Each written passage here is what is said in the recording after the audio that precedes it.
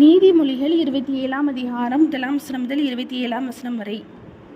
நாளைய தினத்தை குறித்து பெருமை பாராட்டதே, ஒரு நாள் பிறப்பிப்பதை அறியாயே. உன் வாய் அல்ல புறத்தியானே உன்னை புகழட்டும், உன் உதடு அல்ல அந்நியனே உன்னை புகழட்டும். கல் கனமும் மணல் பாரமுமாய் இருக்கும், மூனண்டே கோபமோ இவ்விரண்டிலும் பாரமாம். உக்கிரம் கொடுமையுள்ளது, கோபம் நிஷ்டூரமுள்ளது. பொறாமையோ வென்றால் அதற்கு முன் நிற்கத்தக்கவன் யார்? மறைவான சிநேகத்தை பார்க்கிலும் வெளிப்படையான கடிந்து கொள்ளுதல் நல்லது. சிநேகிதன் அடிக்கும் அடிகள் உண்மையானவைகள், சத்துரையிடும் முத்தங்களோ வஞ்சனையுள்ளவைகள். திருப்தி அடைந்தவன் தேன் கூட்டையும் மிதிப்பான், பசியுள்ளவனுக்கோ கசப்பான பதார்த்தங்களும் தித்திப்பாய் இருக்கும்.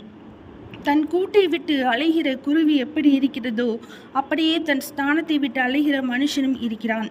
பரிமள தைலமும் சுகந்த தூபமும் இருதயத்தை களிப்பாக்குவது போல ஒருவனுடைய சிநேகிதன் உட்கருத்தான ஆலோசனையினால் பாராட்டும் இன்பமானது களிப்பாக்கும். உன் சிநேகிதனையும் உன் தகப்பனுடைய சிநேகிதனையும் விட்டு விடாதே. உன் ஆபத்து காலத்தில் உன் சகோதரனுடைய வீட்டிற்கு போகாதே. தூரத்தில் உள்ள சகோதரனிலும் சமீபத்தில் உள்ள அயலானே வாசி. என் மகனே, என்னை நிந்திக்கிறவனுக்கு நான் உத்தரவு கொடுக்கத்தக்கதாக நீ ஞானவானாகி என் இருதயத்தை சந்தோஷப்படுத்து. விவேகி ஆபத்தை கண்டு மறைந்து கொள்கிறான், பேதைகளோ நெடுக போய் தண்டிக்கப்படுகிறார்கள். அந்நியனுக்காக பிணை படுகிறவனுடைய வஸ்திரத்தை எடுத்துக்கொள், அந்நிய ஸ்திரீக்காக ஈடு வாங்கிக்கொள். ஒருவன் அதிகாலையிலே எழுந்து உரத்த சத்தத்தோடே தன் சிநேகிதனுக்கு சொல்லும் ஆசீர்வாதம் சாபமாக எண்ணப்படும். அடைமலை நாளில் ஓயாத உள்ளுக்கும் சண்டைக்காரியான ஸ்திரீயும் சரி. அவளை அடக்க பார்க்கிறவன் காற்றை அடக்கி தன் வலது கையினால் எண்ணெயை பிடிக்க பார்க்கிறான்.